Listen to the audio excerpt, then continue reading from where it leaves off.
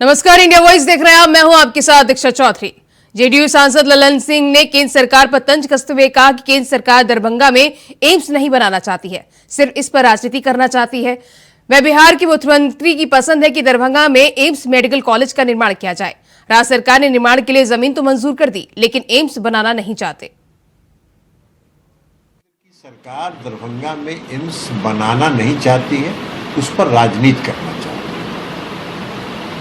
Darbhanga AIIMS के लिए जो राज्य सरकार ने जमीन चिन्हित किया है, राज्य सरकार तो चाहती है कि दरभंगा में एम्स भी बन जाए।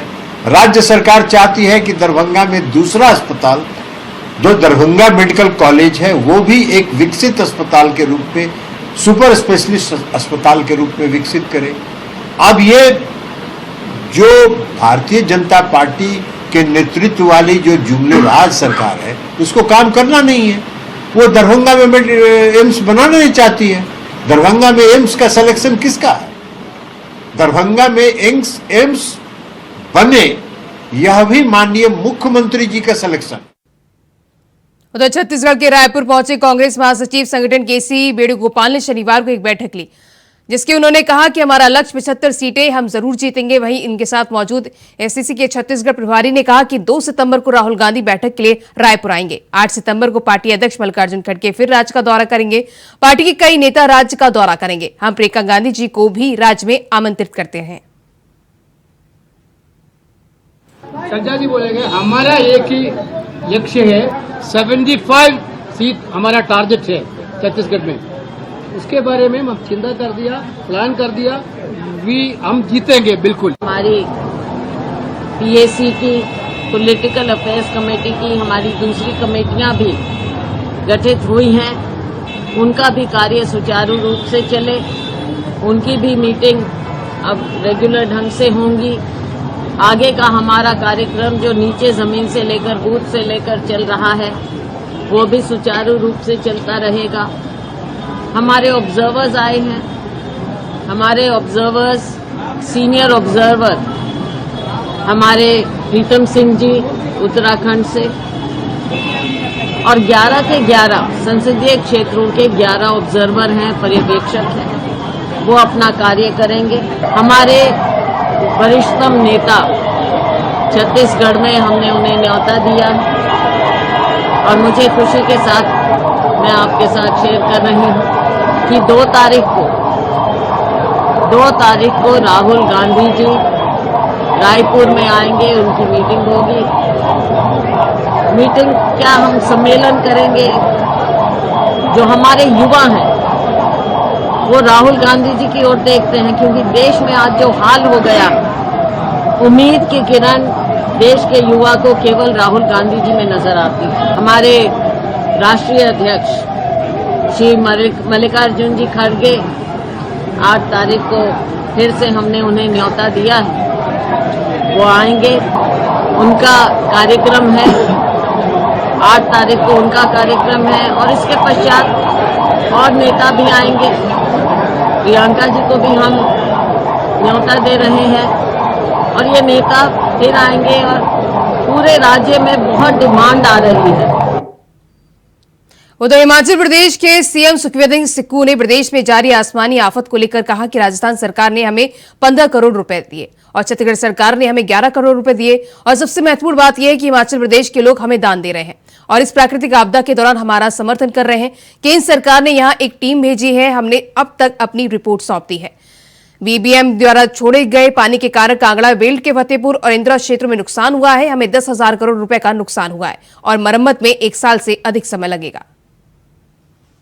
सरकार ने हमें 15 करोड़ रुपए दिया है, छत्तीसगढ़ सरकार ने हमें 11 करोड़ रुपया दिया है, और सबसे बड़ी बात है ये हिमाचल प्रदेश में जितने भी हमारे हिमाचल के लोग हैं और देश भर के लोग हैं, वो खुलकर हमें चंदा दे रहे हैं और हिमाचल प्रदेश की जो प्राकृतिक आपदा है उससे निपटने के लिए सहयोग भी कर रहे हैं। कांगड़ा वाली बेल्ट है, वहाँ बीबीएमबी ने जो पानी छोड़ा उससे हमारे 2 क्षेत्र है, फतेहपुर, इंदौरा, वहाँ नुकसान हुआ, क्योंकि पानी जब छोड़ा 50,000 क्यूसिक मीटर पानी छोड़ा जाता था, 1.5 लाख क्यूसिक मीटर पानी छोड़ा गया, जिससे हिमाचल के जो पंजाब के सटे इलाके जो है उसमें पानी आया और पंजाब में भी वही पानी अब थोड़ा तबाही मचा रहा है। केंद्र से क्या उम्मीद करते हैं आप? नहीं, 10 हजार करोड़ रुपए का नुकसान है और निश्चित तौर पर मैं ये कह सकता हूं कि इसकी भरपाई के लिए परमानेंट स्ट्रक्चर के लिए एक साल का समय लगेगा। हमने केंद्र से देखिए, हमने अपने राज्य में जो हमारे नियम बोलते थे, कानून बोलता था, उसके हिसाब से हमने natural calamity affected area Himachal को डिक्लेयर कर दिया है और अब हमें जो घर उजड़े हैं, जो घर टूटे हैं, जिनका आशियाना उजड़ जाता है, उनको बसाने का दायित्व हमारी सरकार का है। और जहां तक पानी, बिजली, रोड की बात है, लैंडस्लाइड गिरते और गिरते, वो हमने सारी हिमाचल प्रदेश में की। आम आदमी पार्टी के राष्ट्रीय संयोजक और दिल्ली के सीएम अरविंद केजरीवाल और पंजाब के मुख्यमंत्री भगवंत मान शनिवार को छत्तीसगढ़ दौरे पर रहे। इस दौरान उन्होंने एक चुनावी रैली को संबोधित करते हुए चुनाव दांव खेला। उन्होंने कहा कि हम छत्तीसगढ़ में हर महीने 300 यूनिट तक मुफ्त बिजली देंगे। छत्तीसगढ़ में 24 घंटे बिजली मिलेगी। तो सबसे पहली गारंटी, छत्तीसगढ़ में बिजली तो खूब बनती है। छत्तीसगढ़ में सरप्लस स्टेट है, बिजली के लिए सरप्लस स्टेट है। छत्तीसगढ़ जो बिजली बनाता है वो दूसरे राज्यों को बेचता है, लेकिन छत्तीसगढ़ के अपने लोगों को बिजली नहीं मिलती। गलत तो नहीं बोल रहा? मेरे को भी बगल में बैठे भाई बता रहे थे कि गांव के अंदर तो 5-6 घंटे से ज्यादा बिजली नहीं आती। शहरों में भी लंबे लंबे पावर कट लगते हैं कि नहीं लगते? 24 घंटे बिजली चाहिए कि नहीं चाहिए? दिल्ली में भी पहले 7-7, 8-8 घंटे के पावर कट लगते थे। हमारी सरकार 2015 में बनी थी। 2014 याद है मेरे को, दिल्ली में 2014 की गर्मियों में 7-7, 8-8 घंटे बिजली नहीं आती दिल्ली में। अब 24 घंटे बिजली आती है। मैजिक है, 24 घंटे बिजली, फ्री बिजली। ये दुनिया में किसी को मैजिक नहीं आता, ये जादू है, ये केवल मेरे को आता है। ये ऊपर वाले से वरदान मिला है मेरे को, केवल केजरीवाल को आता है 24 घंटे बिजली, फ्री बिजली। अमेरिका में भी नहीं आती, इंग्लैंड में भी नहीं आती, टोक्यो में भी नहीं आती, फ्रांस में भी कहीं नहीं आती, केवल दिल्ली में आती है। और अब पंजाब में भी फ्री बिजली मिलने लग गई लोगों को। तो 300 यूनिट बिजली हर महीने, 300 यूनिट तक बिजली फ्री मिला करेगी। आज इतनी महंगाई हो गई, इतनी महंगाई हो गई, आम आदमी का घर चलाना मुश्किल हो रहा है। इन नेताओं को क्या पता, इन्होंने तो पता नहीं कितने करोड़ों अरब रुपए कमा रखे हैं 7-7 पुश्तों के लिए। आम आदमी से पूछो ना, उसका घर नहीं चल रहा। जब हम कहते हैं बिजली फ्री करेंगे, ये कहते हैं फ्री की रेवड़ी बांट रहा है। अरे जनता से पूछो, ये फ्री की रेवड़ी बांट रहे हैं कि जनता की मदद कर रहे हैं हम लोग? होना चाहिए कि नहीं होना चाहिए फ्री? कांग्रेस नेता राहुल गांधी लद्दाख दौरे पर हैं। उनकी तरफ से शनिवार को पैंगोंग झील जाया गया, जहां पर उन्होंने बाइक भी चलाई। सोशल मीडिया पर उनकी कई तस्वीरें वायरल हो रही हैं। इन तस्वीरों में राहुल गांधी बाइक चलाते हुए दिख रहे हैं। उन्होंने स्पोर्ट्स वियर भी पहना रखा है। उन तस्वीरों में राहुल ने अपने पिता और पूर्व पीएम राजीव गांधी को याद किया है।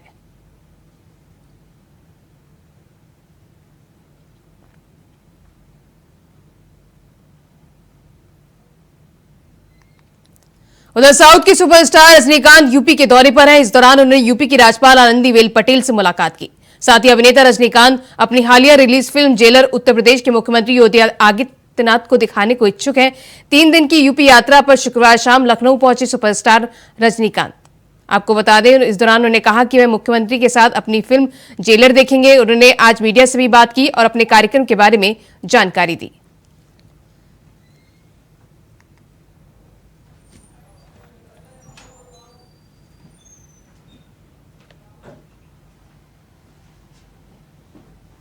मुख्यमंत्री योगी आदित्यनाथ शनिवार को अयोध्या दौरे पर पहुंचे। सीएम योगी का जनपद में दर्शन, पूजन और भ्रमण कार्यक्रम प्रस्तावित है। मुख्यमंत्री महेंद्र श्रीमद परमहंस दास के समाधि स्थल पर श्रद्धांजलि और पुष्पांजलि कार्यक्रम में शामिल हुए। इसके बाद मुख्यमंत्री श्री राम जन्मभूमि परिसर में दर्शन, पूजन और मंदिर निर्माण कार्य का निरीक्षण किया। सीएम के दौरे को लेकर जिला प्रशासन मुस्तैद दिखा। चलिए आपको 2 तस्वीरें दिखाते हैं, जिसमें पहली तस्वीर में सीएम ने लला के दर्शन किए और वहीं दूसरी तस्वीर में उन्होंने रामलला के बन रहे मंदिर का निरीक्षण किया।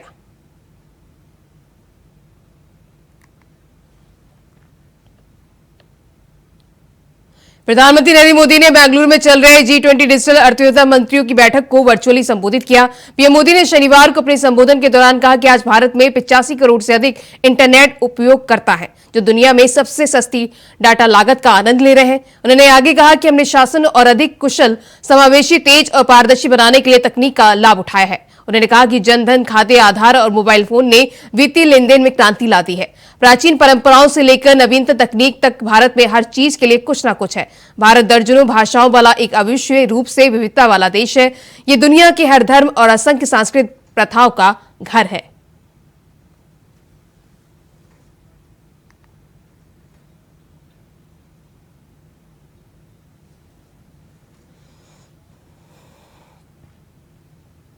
भारत की डिजिटल थ्रेड में बढ़ती उपलब्धि को देखते हुए गिनाते हुए केंद्रीय स्वास्थ्य मंत्री मनसुख मंडाविया ने कहा कि कोविड के दौरान दुनिया भर के लोग अपने साथ टीकाकरण प्रमाण पत्र लेकर आते थे, लेकिन भारतीय नागरिक कोविड ऐप डाउनलोड करते थे और प्रमाण पत्र दिखाते थे। संजीवनी प्लेटफॉर्म के माध्यम से 3 लाख से अधिक लोग ऑनलाइन चिकित्सा परामर्श ले रहे हैं। भारत डिजिटल क्षेत्र में लगातार आगे बढ़ रहा है। हमने देखा है कोविड क्राइसिस के दरमियान दुनिया के लोग वैक्सीनेटेड होने का सर्टिफिकेट लेके, फिजिकल सर्टिफिकेट लेके ट्रैवल करते थे और Indian citizen CoWIN platform app को डाउनलोड करके डायरेक्ट उसमें से अपना सर्टिफिकेट दिखाते थे। इंडिया की स्ट्रेंथ है। वैसा ही ई संजीवनी प्लेटफॉर्म के द्वारा जो टेलीकंसल्टेशन हो रहा है, डेली 3 लाख से अधिक टेलीकंसल्टेशन होना, गांव में रहने वाले दूर सुदूर के लोग को स्पेशलिटी डॉक्टर की सलाह मिलना, राय मिलना, ये बहुत बड़ी बात है। उसका खर्च भी बच जाता है, ट्रैवलिंग भी बच जाता है और उसकी ट्रीटमेंट भी हो जाती है। यूनिवर्सल इम्यूनाइजेशन में रिकॉर्ड क्रिएट करके उसका सर्टिफिकेट किया जाए, उसके लिए भी आने वाले दिनों में हम आगे बढ़ेंगे। उसका प्लेटफॉर्म रेडी हो चुका है, डिजिटल टूल्स भी रेडी हो चुका है।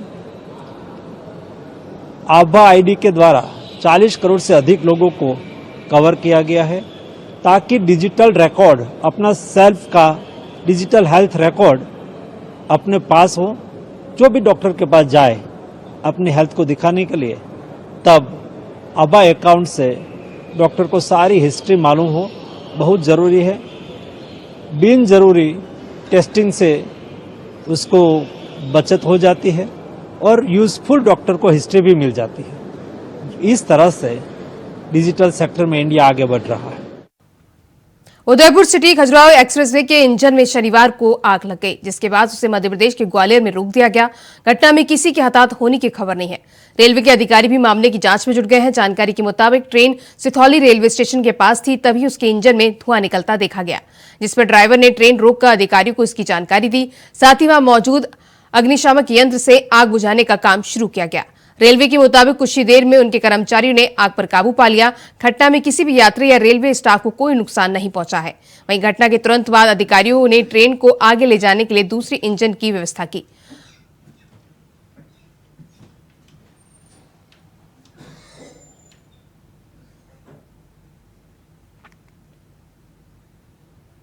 उधर कर्नाटक की राजधानी बेंगलुरु में संगोली रैना रेलवे स्टेशन पहुंचने के बाद उद्यान एक्सप्रेस में आग लग गई। यह घटना यात्रियों की ट्रेन से उतरने के 2 घंटे बाद हुई, जिसकी जानकारी दक्षिण पश्चिम रेलवे ने दी। वहीं यह भी बताया गया कि फिलहाल कोई हताहत या घायल नहीं हुआ है। मौके पर पहुंची दमकल और विशेषज्ञों ने स्थिति का जायजा लिया।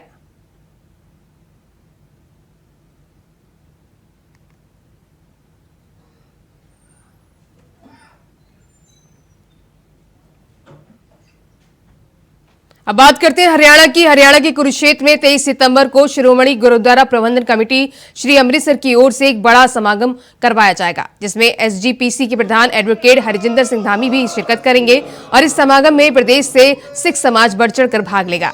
शिरोमणि गुरुद्वारा प्रबंधक कमेटी धर्म के सदस्य तेजेंद्र पाल सिंह ढिल्लों ने हरियाणा सिख गुरुद्वारा मैनेजमेंट कमेटी पर पलटवार करते हुए कहा कि प्रदेश सरकार की ओर से बनाई गई हरियाणा सिख गुरुद्वारा मैनेजमेंट कमेटी की मीटिंग में जिस प्रकार से गलत शब्दावली का प्रयोग किया वह बहुत गलत था। उन लोगों ने गुरु घर की मर्यादा का भी पालन नहीं किया और इसको लेकर सिख संगत में काफी ज्यादा रोष भी है।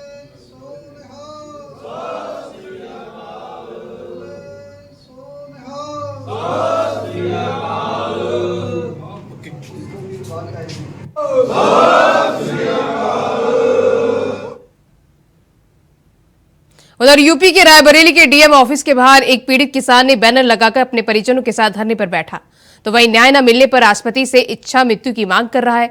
बता दें कि पीड़ित किसान ऊंचाहार तहसील क्षेत्र के दुल्लीपुर गांव का रहने वाला है। दरअसल पीड़ित किसान की जमीन पर गैर समुदाय के लोगों ने कब्जा कर लिया है, जिसके बाद पीड़ित किसान ने ऊंचाहार तहसील में शिकायत की, पर तहसील प्रशासन उसे 7 महीने से लगातार गुमराह कर रहा है, जिसके चलते दबंगों के हौसले भी बुलंद हो गए हैं। अगर उसे जिला प्रशासन न्याय नहीं दे सकता तो राष्ट्रपति से इच्छा मृत्यु की मांग कर रहा है।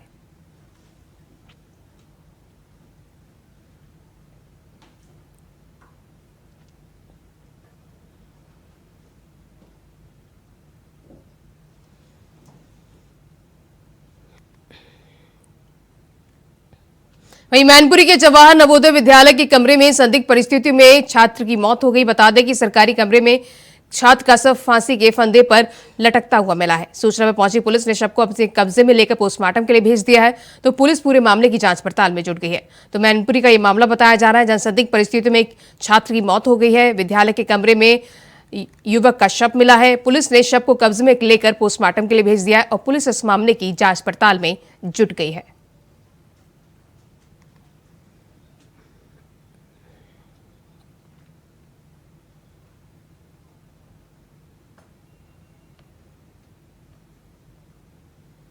तो मैनपुरी का ये मामला बताया जा रहा है, जहां संदिग्ध परिस्थितियों में एक छात्र की मौत हो गई है। विद्यालय के कमरे में छात्र का शव मिला है, जिसके बाद पुलिस ने शव को पोस्टमार्टम के लिए भेज दिया है और पुलिस मामले की जांच पड़ताल में जुट गई है।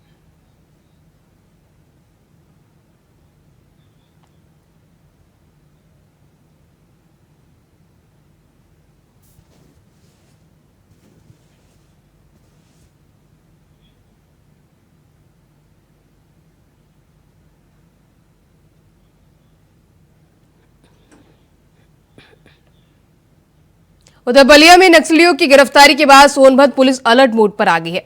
सीओ सिटी के नेतृत्व में पुलिस ने कई होटलों में छापेमारी की। होटलों में रुके लोगों से पूछताछ की गई और होटल और लॉन्च में रुके यात्रियों की आईडी भी चेक की गई। साथ ही किसी भी बाहरी शख्स के ठहरने या पहुंचने के बारे में पुलिस को सूचना देने और बिना आईडी के कमरा न देने की हिदायत भी दी गई।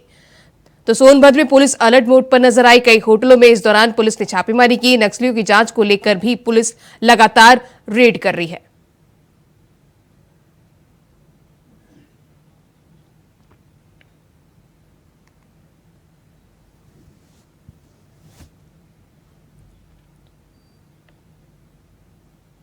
उधर संबल उप निबंधक कार्यालय में सहायक निबंधक से मारपीट का मामला सामने आया है। सहायक निबंधक पर वकील ने ताबड़तोड़ डंडे बरसाए। घटना सीसीटीवी कैमरे में कैद हो गई है और मौके पर हड़कंप मच गया, जिसके बाद कार्यालय कर्मियों ने कामकाज ठप कर दिया। मामला चंदौसी के उप निबंधक कार्यालय का बताया जा रहा है। तो तस्वीरें हम आपको दिखा रहे हैं। ये वीडियो सोशल मीडिया पर वायरल हो रहा है। संभल का ये मामला बताया जा रहा है, जहां कार्यालय कर्मियों ने कामकाज ठप कर दिया। सहायक निबंधक से मारपीट का ये मामला बताया जा रहा है, जिसके बाद वकील ने ताबड़तोड़ डंडे बरसाए। ये मामला सीसीटीवी में कैद हो गया है। तो फिलहाल इस मामले की जांच पड़ताल में पुलिस जुट गई है।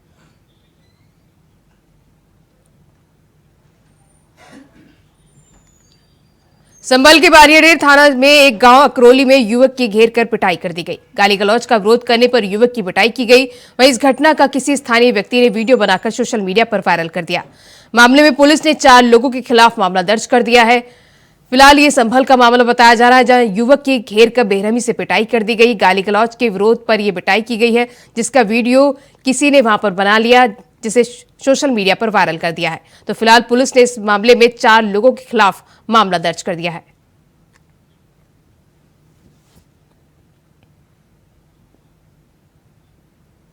उत्तर प्रदेश की योगी सरकार जीरो टॉलरेंस नीति को लेकर सख्त एक्शन में है। दरअसल मुख्य सचिव दुर्गा शंकर मिश्रा ने अधिकारियों के साथ हुई बैठक में बड़ा फैसला लिया है। अब प्रदेश में राज्य कर्मचारी और अधिकारी को अपनी चल अचल संपत्ति का ब्यौरा सेवा संबंधी कार्य मानव संपदा पोर्टल पर देना होगा। देखिए रिपोर्ट। योगी सरकार के एक और आदेश से समूचे यूपी में